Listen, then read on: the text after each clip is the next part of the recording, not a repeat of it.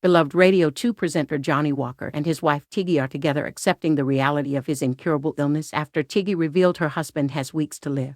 Tiggy, 63, appeared on Jeremy Vine's radio show on Monday and shared the sad news that Johnnie, 79, has incurable idiopathic pulmonary fibrosis. Former television commercials producer Tiggy, who has been married to Johnnie for more than 20 years, said so many people who love Johnnie have been in touch. Listeners write in even though they don't know our address. They just put Johnnie Walker, DJ, Dorset on the envelope, and somehow it gets to us. Ray Davies, Peter Kay, even Elton John rang the other day, she said in an interview of her and her husband in the Telegraph.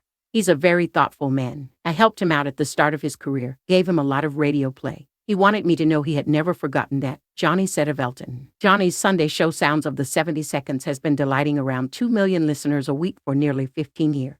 The radio star is now wheelchair-bound and dependent on an oxygen machine but continues to broadcast from home. His doctor says that he could die at any moment.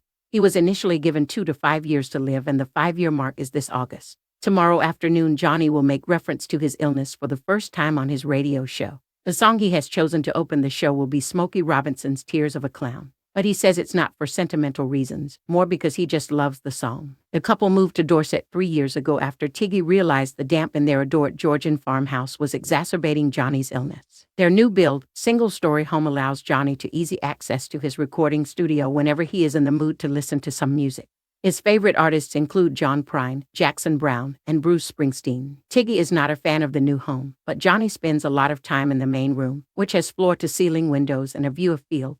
They have also covered their walls with paintings. Apart from occasionally panicking if he can't breathe, Johnnie is thankfully not in any pain, although he doesn't like to talk about it. The couple have only chosen to speak out about Johnnie's illness to bring attention to Carers Week, which ends tomorrow. They have been co-patrons of the charity Carers UK for more than a decade. The pair met in 2001, a year after he divorced his first wife, Frances Cum, with whom he has a daughter, Beth, and son, Sam. Johnnie married Tiggy in 2002 and fell terribly ill on their honeymoon in Kerala, India, with what turned out to be non-Hodgkin lymphoma. Tiggy went from new bride to full-time carer. Johnnie recovered and went back to work in 2004. In 2013, Tiggy was diagnosed with stage 4 breast cancer, from which she has now recovered. Johnnie recalled how his wife was not an easy patient as she prefers to be in control. Tiggy said the chemo made her fat and she felt like dying. However, Johnnie too, she said, was awful when he had chemo. It completely changed your personality. I once cooked you pea soup and you screamed at me, I don't want pea soup.